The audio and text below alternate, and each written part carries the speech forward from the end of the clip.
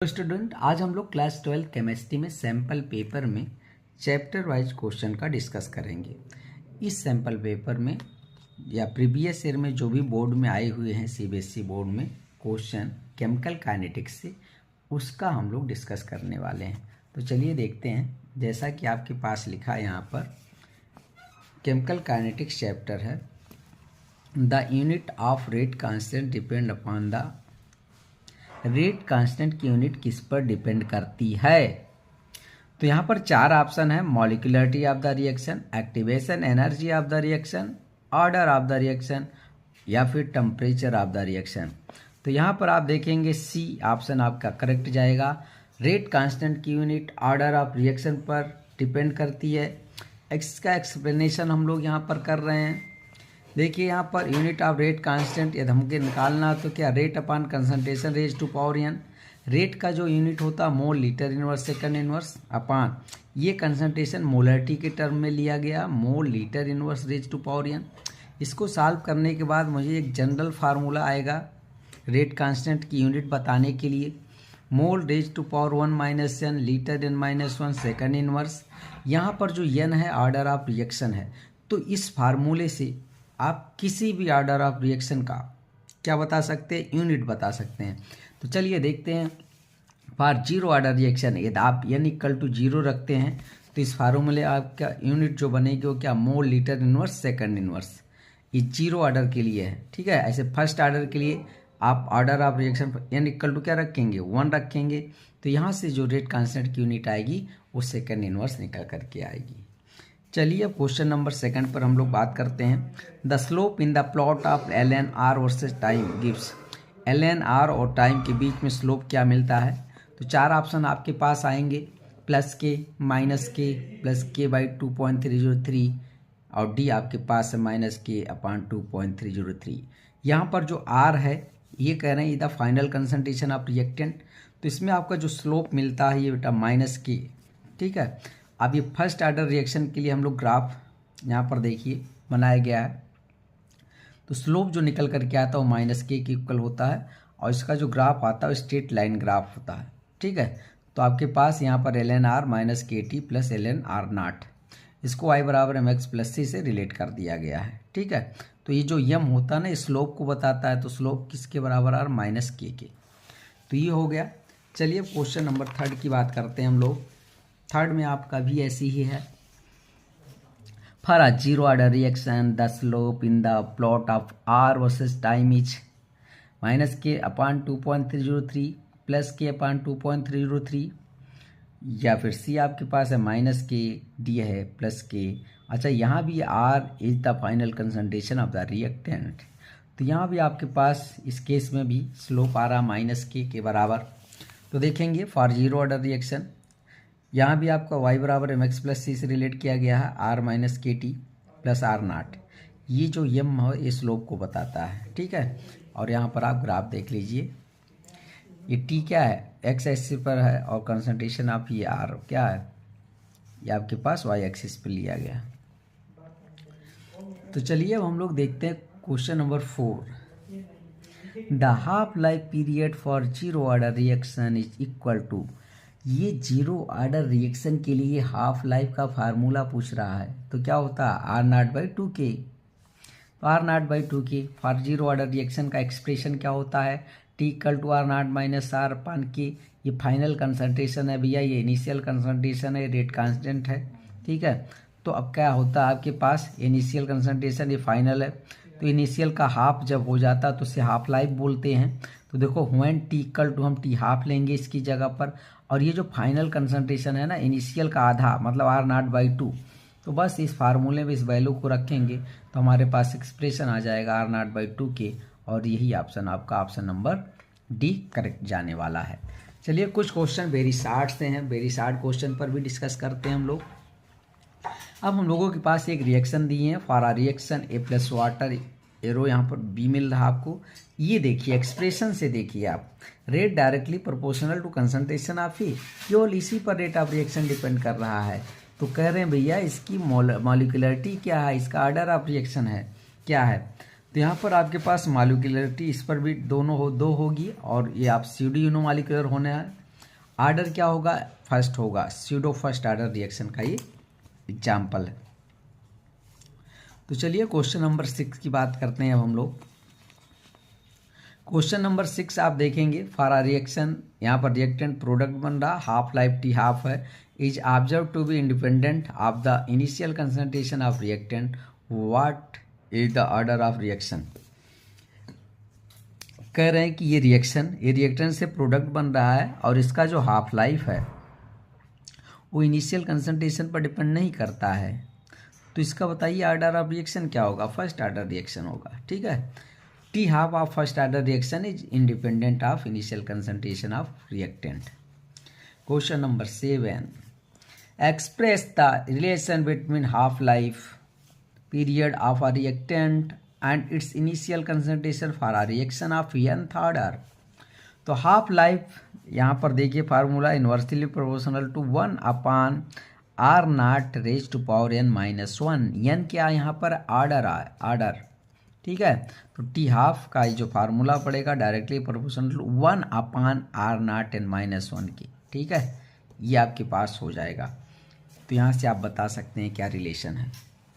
अब हम लोग देखते हैं क्वेश्चन नंबर 8, और 8 में क्या पूछ रहे हैं ये, 8 में कह रहे हैं if the concentration is expressed in mole litre inverse unit and time is second. ठीक है, time in second, what would be the unit of के। तो के की यूनिट क्या होगी। फॉर जीरो ऑर्डर रिएक्शन के लिए आप के की यूनिट बताइए, फर्स्ट ऑर्डर के लिए बताइए। तो भैया रेट कांस्टेंट की यूनिट कितना आपको बताना है। ठीक है, तो चलिए देखते हैं यहाँ पर यूनिट ऑफ के फॉर जीरो ऑर्डर रिएक्शन। अभी जो फार्मूला लिखा गया उस पर रख करके आप बता सकते हैं। जीरो ऑर्डर के लिए क्या मिलेगा आपको, मोल लीटर इनवर्स सेकंड इनवर्स। बहुत अच्छी बात। ऐसे ही आप सेकंड में जब देखेंगे तो फॉर फर्स्ट ऑर्डर रिएक्शन के लिए ये जो सेकंड आपके पास है, फर्स्ट ऑर्डर रिएक्शन के लिए यूनिट आपकी क्या मिलने वाला है, सेकंड इनवर्स। चलिए हम लोग क्वेश्चन नंबर 9 का डिस्कस करेंगे। How is activation energy of a reaction affected by using catalyst by increasing the temperature. ये आपके पास टेम्परेचर है। तो पहला नंबर कैटालिस्ट यूज करते हैं तो एक्टिवेशन एनर्जी पर क्या इफेक्ट आता है इसके बारे में डिस्कस करेंगे। Catalyst provide an alternate path of low activation energy. Catalyst क्या करता है, एक अलग ही पाथ प्रोवाइड कर देता है जिसकी एक्टिवेशन एनर्जी लो होती है।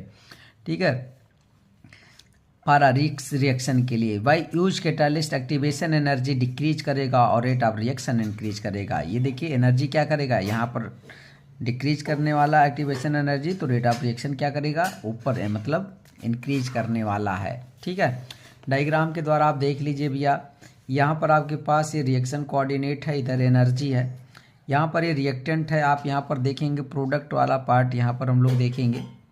ठीक है, तो अब आप ये देखिएगा कि पहले ये वाली लाइन देखिएगा, ये इतनी ऊंची पहाड़ी को चढ़ करके जब इधर आप पार पाएंगे तभी प्रोडक्ट में बन जाएगा। तो रिएक्शन का जो पाथ है विदाउट कैटालिस्ट, पहले रिएक्शन के लिए इतनी एनर्जी की ज़रूरत, ज़्यादा एनर्जी की ज़रूरत पड़ती थी तब वो प्रोडक्ट में बदल पाता रिएक्टेंट। लेकिन जैसे आपने कैटालिस्ट लाया तो कैटालिस्ट देखिए रिएक्शन आप पाथ विद कैटालिस्ट के साथ ऐसा लो एक्टिवेशन एनर्जी वाला पाथ प्रोवाइड कर देगा और रिएक्टेंट तुरंत प्रोडक्ट में बदल जाएगा। ठीक है, तो आप देखेंगे ये वाली लाइन क्या है, रिएक्शन पाथ विदाउट कैटालिस्ट। तो एक्टिवेशन एनर्जी ये ज़्यादा थी ना विदाउट कैटालिस्ट, लेकिन जब आप विद कैटालिस्ट के ले आए तो एक्टिवेशन एनर्जी कम हो गई और रेट ऑफ रिएक्शन इंक्रीज कर जाएगा।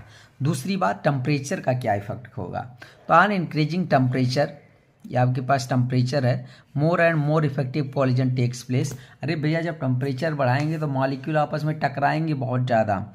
जब बहुत ज़्यादा टकराएंगे ना तो फिर क्या होगा रिजल्ट आपको, more species able to cross activation energy.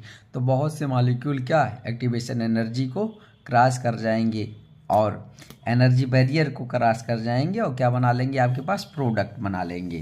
तो ज़्यादा टेम्परेचर बढ़ाओगे तो इफेक्टिव कॉलिजन बढ़ेगा और इफेक्टिव कॉलिजन बढ़ेगा ना तो जो स्पीसीज होंगे उनके पास एबिलिटी हो जाएगी एक्टिवेशन एनर्जी बैरियर को क्या क्रॉस करने के लिए और प्रोडक्ट में चेंज होने के लिए। चलते देखते हैं अब हम लोग क्वेश्चन नंबर 10। क्वेश्चन नंबर 10 में आपके पास फर्स्ट ऑर्डर रिएक्शन से रिलेटेड न्यूमेरिकल आ गया है। A first order reaction is 25% complete in 40 minutes. Calculate the value of rate constant की वैल्यू आपको बताना है। In what time will the reaction be 80% completed. तो चलिए फर्स्ट ऑर्डर रिएक्शन का यूज करते हैं, सीधे ही क्वेश्चन ले आइए। K equal to 2.303 upon t log a nought by a. ये आपके पास ए नॉट क्या है, इनिशियल कंसंट्रेशन भैया, ये क्या है, फाइनल कंसंट्रेशन। जो क्वेश्चन में दिया उसको लिख लो, टाइम दिया 40 मिनट लिख लिया। अच्छा, इनिशियल कंसंट्रेशन आप 100 हमेशा लेकर के चलिए, ठीक है। शुरुआत में पूरा क्या है, रिएक्टेंट ही है, इनिशियल कंसंट्रेशन 100। अच्छा, फाइनल कंसंट्रेशन क्या है, 100 माइनस 25% कह रहे हैं कंप्लीट हो गया है, तो फिर यहाँ पर 25 कम कर दीजिए और 75 आपके पास ये बच रहा है। अब इस सब वैल्यू को उस फार्मूले पर रख दीजिए कि equal to 2.33 upon 40 log 100 upon 75। इसको आप सिंप्लीफाई करेंगे तो 4/3 आ जाएगा, लाग ऐसे ही रहेगा। अब इसको आप लिख सकते हैं लाग के इक्वल टू 2.303 अपॉन 40 लाग 4 माइनस लाग 3, और लाग 4 की वैल्यू ये होती है, लाग 3 की वैल्यू ये। इसको सॉल्व करेंगे तो आपके पास के निकल करके आ जाएगा, और के आपका कितना आ रहा है, 0.00719 मिनट इनवर्स आ रहा है, ठीक है। तो रेट कांस्टेंट आपके पास आ गया 0.00719 मिनट इनवर्स। अब देखिए फॉर कंप्लीशन ये कह रहे हैं कि 80% कंप्लीट होने में कितना टाइम लग रहा है, तो फॉर 80% कंप्लीटेड हमें टाइम कैलकुलेट करना है, और यहाँ पर के फॉर एबव, हम एबव डाटा से के की वैल्यू लेने वाले हैं, ठीक है। 0.00719 मिनट इनवर्स यहाँ से आप ले लीजिए, और फार्मूला हम लोग फिर से अप्लाई करते हैं। टी इक्वल टू 2.303 अपान के लॉग, अब यहाँ पर इनिशियल कंसंट्रेशन मैंने 100 माना, अपान फाइनल कितना बचा, 80% भाई कंप्लीट हो गया 100 में से, तो 20 से तो बचा, तो 100 अपान 20 कर लिया, और इसको आप सॉल्व करेंगे तो आपके पास आ जाएगा log 5 इसको आ जाएगा, और ये जो के की वैल्यू आप यहाँ से आप ले लीजिएगा, ठीक है। तो बस इसको सॉल्व करने के बाद आपको टाइम भी पता चल जाएगा, और टाइम आपके सामने आ रहा है 223.86 मिनट, ठीक है, 223.86 मिनट निकल करके आ रहा है। अब क्वेश्चन नंबर 11 पर की बात हम लोग क्वेश्चन नंबर 11 का डिस्कस करने वाले हैं। The rate constant for the first order decomposition of H2O2 is given by the following equation. log k equal to 14.2 minus 1.0 into 10⁴ k upon T. Calculate activation energy for the reaction and rate constant K if its half life period be 200 minutes. Given है यहाँ पर R की value 8.314 joule kelvin inverse mole inverse. चलिए जो equation दिया पहले उसको मैं लिख लेता हूँ। गिवन है log k equal to 14.2 minus 1.0 into 10⁴ k upon T. Equation इसको 1 बना लीजिए। अकॉर्डिंग टू आर्हेनियस इक्वेशन क्या होता है कि equal to A into e⁻ minus e upon R T. इसको इस फॉर्म में लिख लीजिए, log K equal to log A minus e upon 2.33 R T. इसको क्वेश्चन नंबर 2 मान लो, इसको 1 मान लो, ठीक है। अब दोनों को कंपेयर कर लिया जाए, ये जो आपके पास ये पार्ट और इस पार्ट को हम लोग कंपेयर करने वाले हैं। तो चलिए देखते हैं, ये लिखता हूँ मैं e upon 2.33 R T equal to 1.0 into 10⁴ K upon T. T से टी यहाँ कैंसिल हो गया। अब आप इसके बाद क्या करते हैं, एक्टिवेशन एनर्जी यहाँ से निकाल लेंगे। अब देखेंगे एक्टिवेशन एनर्जी क्या हो जाएगा, ये आप पूरा लिख लीजिए यहाँ पर, ठीक। और ये आ जाएगा आपके पास डिवाइड में तो मल्टीप्लाई में आ जाएगा, और यहाँ पर आर हो जाएगा। आर की वैल्यू आपको क्वेश्चन में दिया है 8.314। तो इसको रखने के बाद एक्टिवेशन एनर्जी कितना आ रहा, 191471 जूल पर मोल, और इसको किलो जूल में हम लोग चेंज करेंगे तो 191.471 किलो जूल पर मोल हो जाएगा। अब रेट कांस्टेंट पूछ रहे हैं, तो rate constant for first order reaction के लिए टी हाफ दिए हैं 200 मिनट। फार्मूला क्या होता है, K equal to 0.693 upon T half ना, और टी हाफ यहाँ पर दिया है, तो बस इसको आप सॉल्व कर लीजिए। आपके पास रेट कांस्टेंट क्या आ जाएगा, 5.78 इंटू 10⁻⁻⁵ सेकंड इनवर्स। ये आपके पास रेट कांस्टेंट निकल गया। क्वेश्चन नंबर 12 का डिस्कस करेंगे। देखते हैं the rate constant for a reaction at 500 kelvin and 700 Kelvin are 0.02 second inverse and 0.07 second inverse respectively. Calculate the value of activation energy. Activation energy calculate करना है। तो चलिए आर्हेनियस इक्वेशन का use करते हैं। From Arrhenius equation log K2/K1 equal to E upon 2.3 R T2 minus T1 upon T1 into T2। अब जो दिया उसको लिख लो। T1 कितना है 500 केल्विन, T2 क्या है 700 केल्विन, K1 यहाँ पर आपको क्या मिलने वाला है 0.02 सेकंड इनवर्स, ठीक है। K2 क्या है 0.07 सेकंड इनवर्स।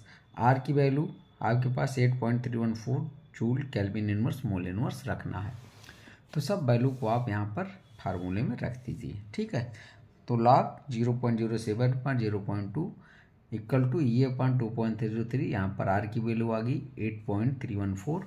ये आपके पास है T2 कितना था 700 माइनस 500 अपॉन 700 इंटू 500, ठीक है। इसको आप सॉल्व करेंगे, पॉइंट से पॉइंट चला जाएगा, 7/2 बचेगा।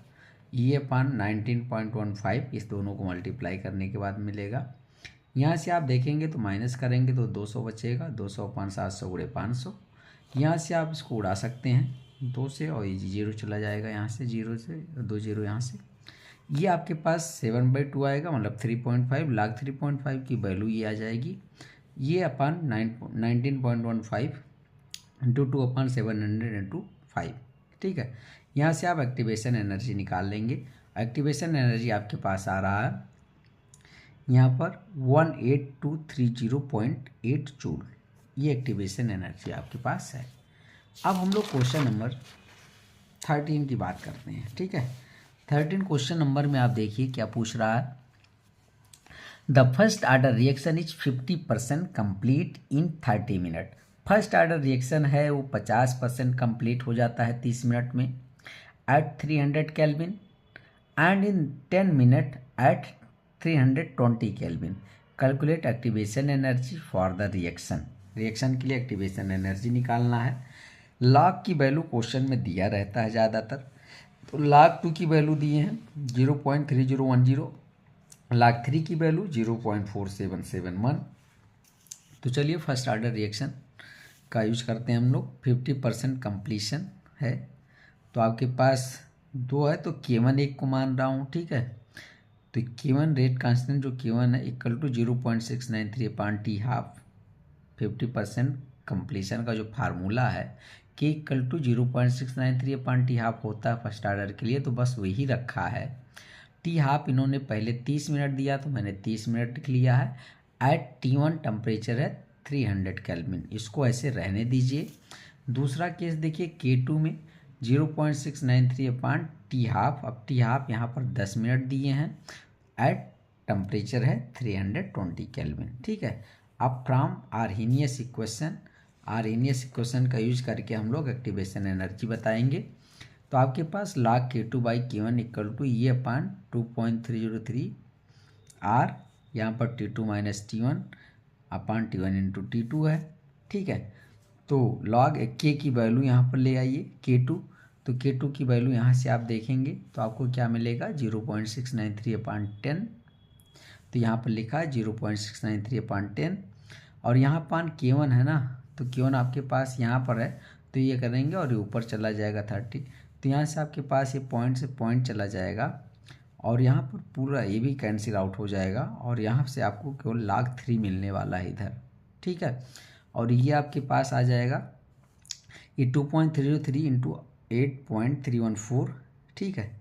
और ये आपके पास यहाँ पर देखेंगे T2 था 320 माइनस 300, मतलब यहाँ पर 20 बचने वाला है। 300 इंटू 320 कर दीजिए आप, तो आपके पास यहाँ पर देखेंगे log 3 की वैल्यू जो क्वेश्चन में दिया है 0.4771 है। अब यहाँ से आप एक्टिवेशन एनर्जी निकाल लेंगे, ठीक है। एक्टिवेशन एनर्जी जो आपके पास इसको सॉल्व करने के बाद जो आ रहा है, ठीक है, आप देखेंगे यहाँ पर इतने को हम लोग सॉल्व कर लेंगे तो आएगा एक्टिवेशन एनर्जी 43848.16 जूल पर मोल, और इसको किलो जूल में चेंज करेंगे तो 43.848 किलो जूल पर मोल एक्टिवेशन एनर्जी निकल करके आ जाएगा, ठीक है। अब क्वेश्चन नंबर हम लोग देखते हैं 14 में क्या कह रहे हैं। The rate constant for the first order decomposition of N2O5 is given by the following equation. इन्होंने एक क्वेश्चन दिया है K equal to 2.5 into 10⁻14 second inverse e⁻25 000K oblique T है। Calculate activation energy for this reaction and rate constant if its half life period भी 300 minute.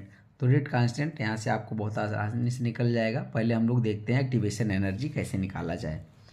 तो आप देखेंगे यहाँ पर फार्मूला है आर्हेनियस इक्वेशन का K equal to A into E⁻A/RT। इसको 1 मान लीजिए और जो दिया उसको 2 मान लो। ठीक है, अब क्या करते हैं हम लोग इस वाले पार्ट के दोनों इक्वेशन को कंपेयर करेंगे। ठीक है, तो ऑन कंपेयरिंग बोथ इक्वेशन, तो देखिए मैं ये लिख रहा हूँ -A/RT और यहाँ इक्वल टू क्या लिख रहा हूँ इसके पास -2500K/T। ठीक है, तो बस अब यहाँ से आप देखेंगे तो T से T चला जाएगा, माइनस से माइनस चला जाएगा, तो ये अपन R इक्वल टू यहाँ पर आपको मिलने वाला है 2500K। अब R यहाँ से एक्टिवेशन एनर्जी निकल जाएगी, इसको ले जाएंगे तो यहाँ मल्टीप्लाई में हो जाएगा।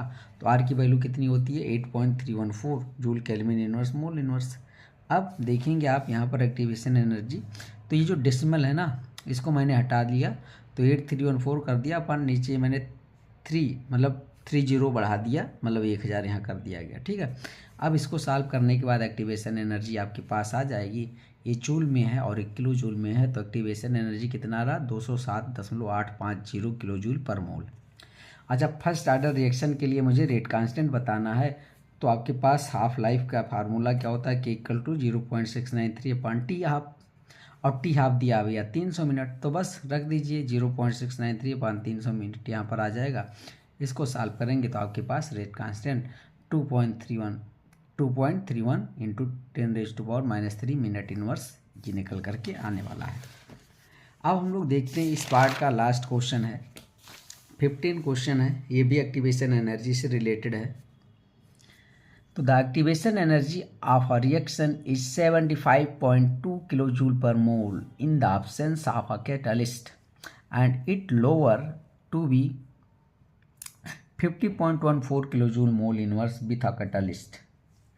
How many times will the rate of reaction grow in the presence of catalyst if the reaction proceed at 25 degree Celsius. एक कह रहे भैया रिएक्शन हो रहा है presence of catalyst, absence of catalyst, तो प्रेजेंस ऑफ कैटालिस्ट में कितना टाइम फास्टर हो रहा है रिएक्शन, इसके बारे में बताना है। तो चलिए आर्हेनियस इक्वेशन पहले लिख लीजिए। According to Arrhenius equation log K equal to log A minus E/2.303RT। अब यहाँ पहला केस ले लो, हम यहाँ पर ले रहा हूँ फॉर एब्सेंस ऑफ कैटालिस्ट। ठीक है, एब्सेंस ऑफ कैटालिस्ट को तो मैं इसको log K1 मान रहा हूँ। ठीक है, log A minus activation energy अब यहाँ पर A1 मान रहा हूँ। ठीक है, एब्सेंस ऑफ कैटालिस्ट का EA1 लिखा हूँ अपॉन 2.303RT, इसको इक्वेशन नंबर 1 मान लो। प्रेजेंस ऑफ कैटालिस्ट में देखो log K2 log A minus EA2 मान रहा हूँ। ठीक है, अपॉन 2.303RT, इसको इक्वेशन नंबर 2 मान लो।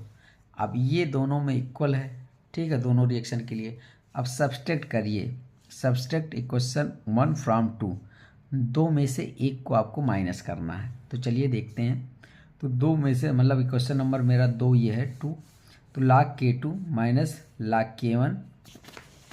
ठीक है, log K2 minus log K1 equal to आप क्या करोगे, ये पूरा लिख लो log A minus EA2 upon 2.303RT, और माइनस यहाँ पर आप करना है ब्रैकेट में log A minus EA1 upon 2.303RT। बस इसको आप सॉल्व करेंगे तो आपके पास कुछ ऐसा फार्मूला आने वाला है, log K2/K1 equal to EA1 minus EA2 upon 2.303RT। अब यहाँ पर एक्टिवेशन एनर्जी पहले दिया है 75.2, ठीक है, और दूसरा है 50.14, तो इसको रख देंगे। ठीक है, तो अब यहाँ पर हमें जूल में चेंज कर लिया, इंटू 10⁻³ जूल पर मोल आ जाएगा। अब अपान 2.03 और आर की वैल्यू क्या है 8.314 और ये टेम्परेचर 298 केल्विन लिया गया है। ठीक है, तो log K2/K1 यहाँ से आप इसको सॉल्व करेंगे तो आपको मिलने वाला है जो log K2/K1 की वैल्यू 4.39। ठीक है, अब ये log अब उधर लेकर जाएंगे तो एंटी लॉग बन जाएगा, तो K2/K1 equal to anti log 4.39 और 4.3 एंटी लॉग जो होता है 4.39 का वो 2.45 इंटू 10⁻⁴, ठीक है, ये होता है। तो K2 क्या हो जाएगा 2.45 इंटू 10⁻⁴, ये आपके पास K1 है, इसको हम लोग इधर ले जाएंगे। तो रेट ऑफ रिएक्शन जो पहले से अब हो जाएगी ना, rate of reaction increases by 2.45 into 10⁻⁴ times increase कर जाएगी पहले की तुलना में, जब आप रिएक्शन कैटालिस्ट के प्रेजेंस में करवाने वाले होंगे। तो थैंक यू फॉर वॉचिंग।